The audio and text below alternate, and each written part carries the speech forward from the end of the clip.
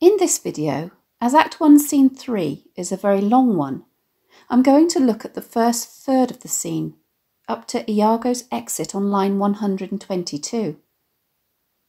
The scene opens in the Duke's council chamber.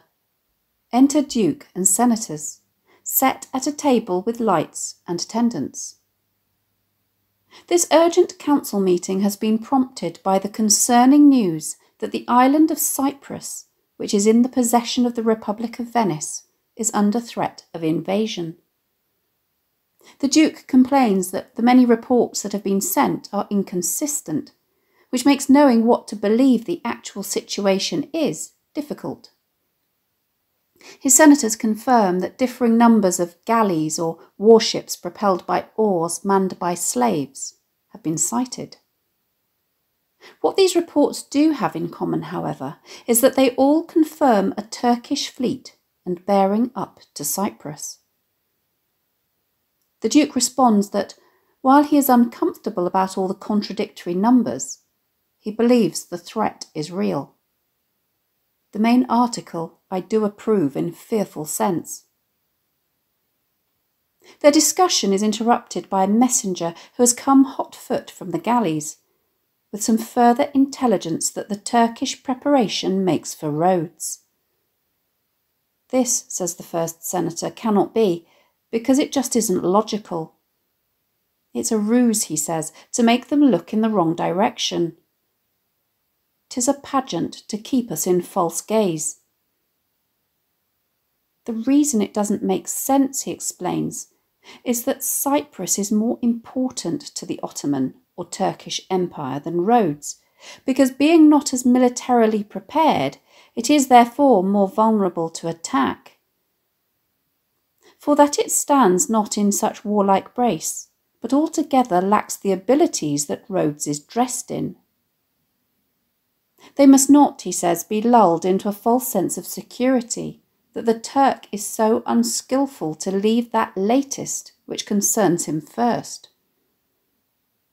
Why would they pass up the opportunity to gain something easily, to wake and wage a danger profitless, by attacking the well-fortified Rhodes?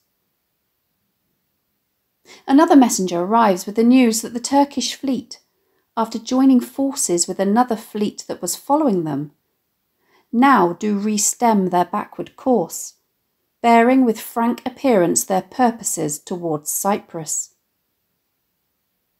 They were right.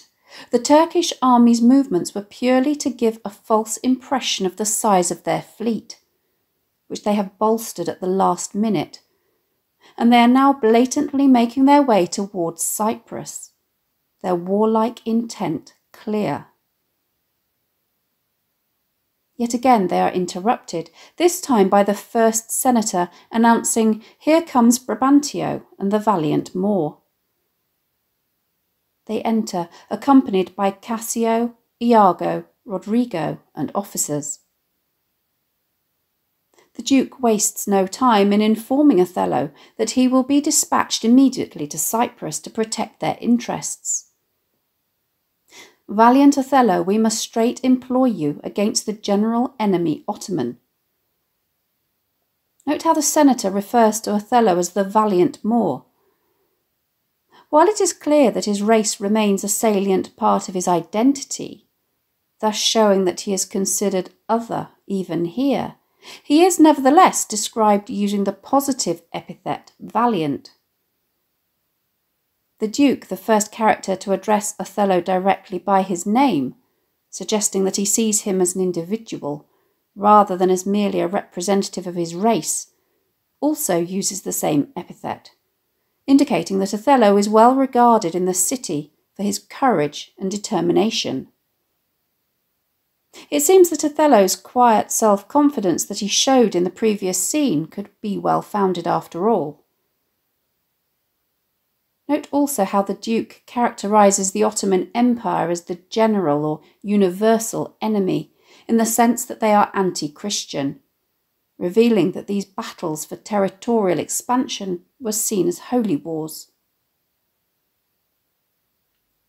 The Duke notices Brabantio and welcomes him, declaring his disappointment that We lacked your counsel and your help tonight." Brabantio quickly and somewhat rudely disabuses him of the notion that he is there in his role as a public official as a result of the existential threat to the Republic of Venice posed by the Ottoman Empire. "Neither my place nor aught I heard of business hath raised me from my bed, nor doth the general care take hold on me." He doesn't care about any of this because his own personal problems, he melodramatically proclaims, are overwhelming. "For my particular grief is of so floodgate and o'erbearing nature that it engluts and swallows other sorrows, and yet is still itself." When the Duke asks him what the matter is, he wails, "My daughter! Oh, my daughter!" When the senators, suspecting the worst, ask in unison if she is dead, he responds, "Ay, to me. She is abused, stolen from me, and corrupted by spells and medicines bought of mountebanks. For nature so preposterously to err, being not deficient, blind, or lame of sense, sans witchcraft could not." In other words, he says that she has been taken from him and caused to become morally depraved by the influence of potions bought from quack doctors. It is the only explanation for why an otherwise moral and intelligent person with perfect eyesight has gone against nature. The Duke, not knowing the true nature of Brabantio's accusations, is outraged at his inflammatory tale and is quick to reassure him that he shall allow him to interpret the law as he sees fit, even if it be his own son accused of cheating his daughter out of her senses. "Whoe'er he be that in this foul proceeding hath thus beguiled your daughter of herself, and you of her, the bloody book of law you shall yourself read in the bitter letter after your own sense, yea, though our proper son stood in your action." Flushed somewhat prematurely with his victory, Brabantio drops the bombshell that the person he is accusing is none other than valiant Othello. The Duke now turns to Othello, asking him what he is able to put forward in his own defence. Note how Brabantio is quick to jump in, smugly declaring that there is nothing Othello can say except that this is so.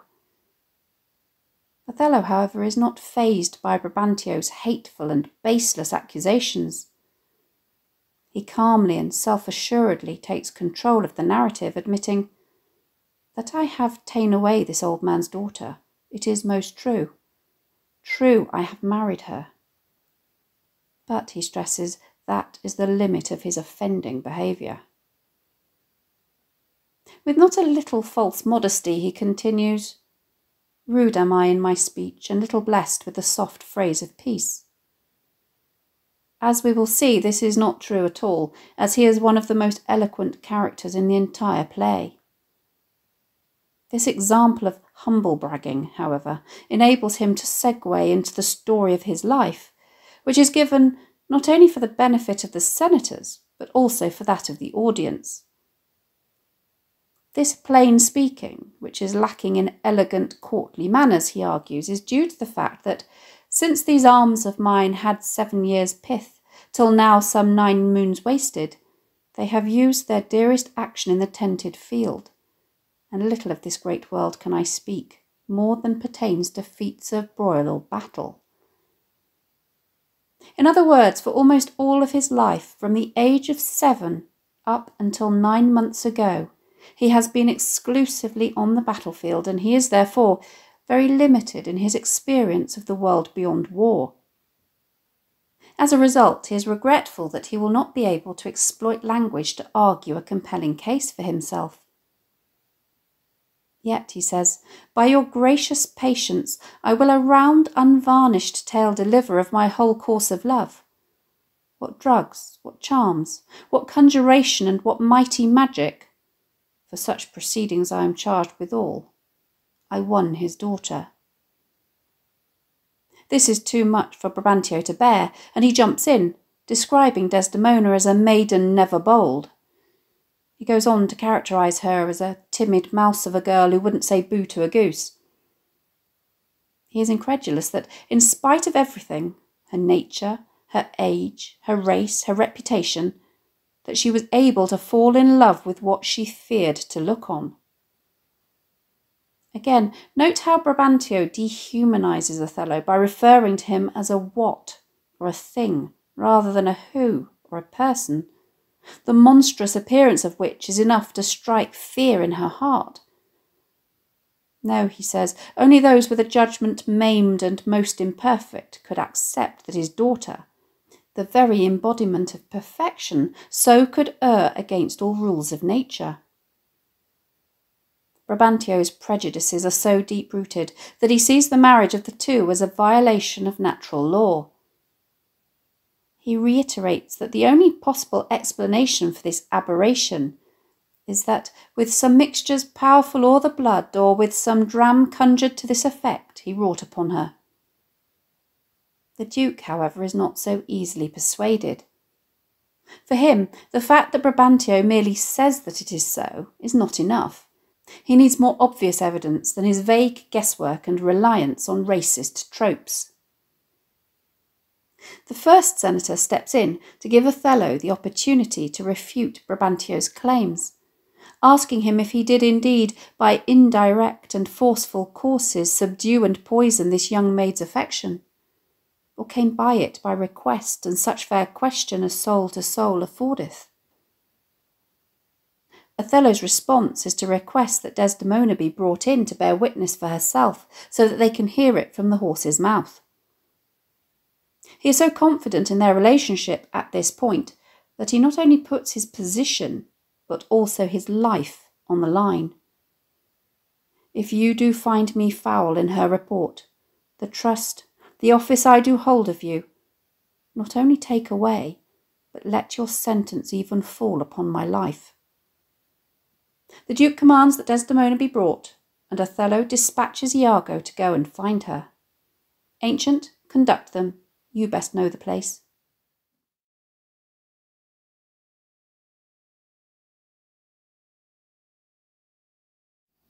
Thanks for watching.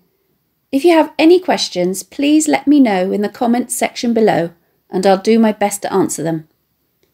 Don't forget to subscribe to my channel for more videos on English language topics and exam techniques, and English literature texts.